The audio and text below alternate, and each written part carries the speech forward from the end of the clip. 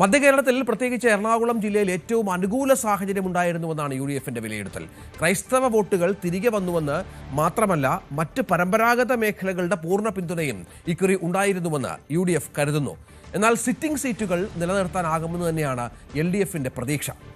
Dani Paul ഏറ്റവും പുതിയ വിവരങ്ങൾ പങ്കുവെക്കും. ഡാനി, ഒരുപക്ഷെ തെക്കൻ കേരളത്തിൽ UDFന് ഒരുപാട് വെല്ലുവിളികളുണ്ട്. നമുക്കറിയാം, അവരുടെ LDFന്റെ പ്രതീക്ഷ അവരുടെ സിറ്റിംഗ് MLAമാരുടെ ഭരണ മികവാണ്. അവരെയൊക്കെ തോൽപ്പിക്കുക എന്ന് പറയുന്നത് അത്ര വേഗത്തിൽ സാധ്യമല്ല. ഒരു വലിയ ഭരണവിരുദ്ധ വികാരം ആഞ്ഞടിക്കണം. അതേസമയം മധ്യകേരളത്തിൽ നമുക്കറിയാവുന്നതുപോലെ തന്നെ തദ്ദേശ തെരഞ്ഞെടുപ്പിൽ അടക്കം വലിയ നേട്ടങ്ങൾ ഉണ്ടാക്കിയ നിരവധി മേഖലകളുണ്ട്. ഒരുപക്ഷെ കോട്ടയം, എറണാകുളം, ഇടുക്കി, പത്തനംതിട്ട പോലെയുള്ള മധ്യകേരളത്തിലെ ഇത്തരത്തിലുള്ള ജില്ലകളിലാകാം കൂടുതൽ പ്രതീക്ഷ ഇതുമായി ബന്ധപ്പെട്ട് UDF പുലർത്തുക. അതനുസരിച്ചുള്ള പോളിംഗ് നടന്നു എന്നവർ വിശ്വസിക്കുന്നുണ്ടോ? അവരുടെ ശക്തി കേന്ദ്രങ്ങളിൽ കൃത്യമായി വോട്ടുകൾ വീണു എന്നുള്ള കണക്കുകൂട്ടലുണ്ടോ? അന്തിമവട്ട കണക്കുകൂട്ടലിലേക്ക് എത്തിയിട്ടില്ല എങ്കിൽ പോലും പ്രാഥമികമായി അത്തരമൊരു വിലയിരുത്തലിലേക്ക് UDF എത്തിയിട്ടുണ്ടോ?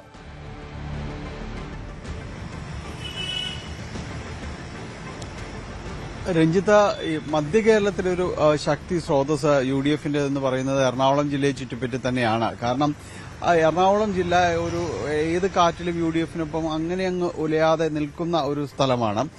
കഴിഞ്ഞ തവണ പോലും വലിയ തരംഗം ആഞ്ഞടിച്ചപ്പോൾ പോലും ഒരു 10 സീറ്റ് UDFനൊപ്പം നിർത്താനായിട്ട് സാധിക്കുകയും എല്ലാം തന്നെ ചെയ്യുകയും ചെയ്തു. അപ്പോൾ ഇപ്പോഴേക്കും ഇത്തവണത്തേക്ക് വരുമ്പോൾ കുറച്ചുകൂടി ആത്മവിശ്വാസത്തിലാണ് UDF സമീപിക്കുന്നത്. പ്രത്യേകിച്ച് ഉയർന്ന പോളിംഗ് ശതമാനമാണ് വന്നിരിക്കുന്നത്. നമുക്കറിയാം, വലിയ രീതിയിലേക്ക് ആ പോളിംഗ് ഉയർന്നിട്ടുണ്ട്. അതുമാത്രവുമല്ല, ഓരോ മണ്ഡലം തിരിച്ചു വരുമ്പോൾ ഏതാണ്ട് 6ഓളം മണ്ഡലങ്ങൾ 80% മുകളിലേക്ക് പോളിംഗ് വന്നിരിക്കുന്നു എന്നതാണ് കൂടുതൽ ആത്മവിശ്വാസം പകരുന്നതായി UDF കേന്ദ്രങ്ങൾ വിലയിരുത്തുന്നത്. കുന്നത്തുനാട് പോലെയുള്ളിടത്ത് 83% വന്നിരിക്കുന്നു.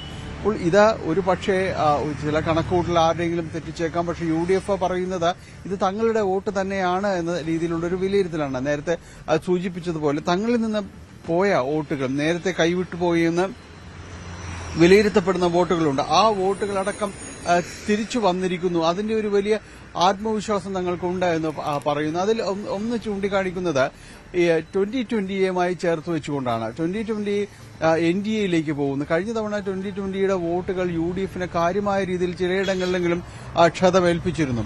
അപ്പോൾ ഇത്തവണ NDAയിലേക്ക് പോകുമ്പോൾ ആ വോട്ടുകൾ തങ്ങളുടെ വോട്ടുകൾ തന്നെയായിരുന്നു. അത് തിരികെ വന്നുവെന്ന് അവർ വിലയിരുത്തുകയാണ്.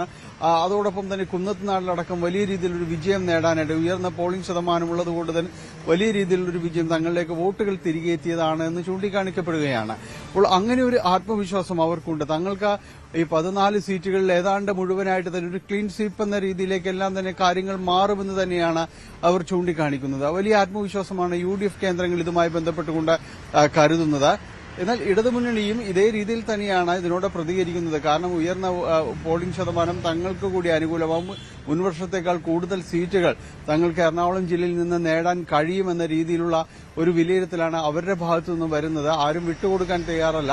അതുകൊണ്ട് ഈ ഉയർന്ന പോളിംഗ് ശതമാനത്തെ ചൊല്ലി സത്യത്തിൽ കണക്കുകൂട്ടലുകൾ കയ്യിൽ നിൽക്കുന്നില്ല എന്നതാണ് വാസ്തവം. ഇത് ആരുടെ വോട്ടുകൾ എങ്ങനെയാണ് ഇതിൽ പ്രതിഫലിക്കുക എന്നതെല്ലാം തന്നെ ഇവർക്കിടയിൽ തന്നെയും ഒരു ആശയക്കുഴപ്പമുണ്ട്. എങ്കിൽ കൂടിയും ഇത് തങ്ങൾക്ക് അനുകൂലമായ ഒരു ട്രെൻഡ് എന്ന രീതിയിൽ ഒന്നുകിൽ വിലയിരുത്തി ആശ്വസിക്കുന്ന രീതിയിലേക്കാണ് കാര്യങ്ങളുള്ളത്. NDAയുടെ ക്യാമ്പുകളിലും ആത്മവിശ്വാസത്തിന് കുറവൊന്നുമില്ല. കാരണം ഈ 2020 ആണെങ്കിലും തങ്ങൾക്കൊപ്പം ചേരുമ്പോൾ ഇത് കൂടുതൽ വോട്ടുകൾ വന്നിട്ടുണ്ട് എന്നൊരു വിലയിരുത്തൽ അവർ വരുന്നു. പ്രത്യേകിച്ച് ത്രികോണ മത്സരം വളരെ ശക്തമായി നടന്ന മേഖലകൾ ഉണ്ടായിരുന്നു. കുന്നത്തുനാടുണ്ട്, അതോടൊപ്പം തന്നെയാണ് തൃപ്പൂണിത്തുറയിലെ തൃപ്പൂണിത്തുറയിൽ നടന്നത്. അപ്പോൾ ഈ മണ്ഡലങ്ങളിലെല്ലാം ഉയർന്ന നിരക്കാണ് രേഖപ്പെടുന്നത്. പോളിംഗ് നിരക്കാണ് വന്നിരിക്കുന്നത്. 80% മുകളിലേക്ക് വന്നിരിക്കുന്നു. അപ്പോൾ ഇത് ശക്തമായൊരു മത്സരം അവിടെ നടന്നിട്ടുണ്ട്. ഇപ്പോഴത്തെ ആ ഒരു ട്രെൻഡെല്ലാം തങ്ങൾക്ക് കൂടി അനുകൂലമാണ്, അവകാശപ്പെട്ടതാണ് എന്ന് പറയുന്നു. പുതിയ രീതിയിലേക്ക് ഏതാണ്ട് 9 സീറ്റുകളിലാണ് 2020 എറണാകുളത്ത് NDAയുടെ ഭാഗമായി നിന്ന് മത്സരിച്ചത്.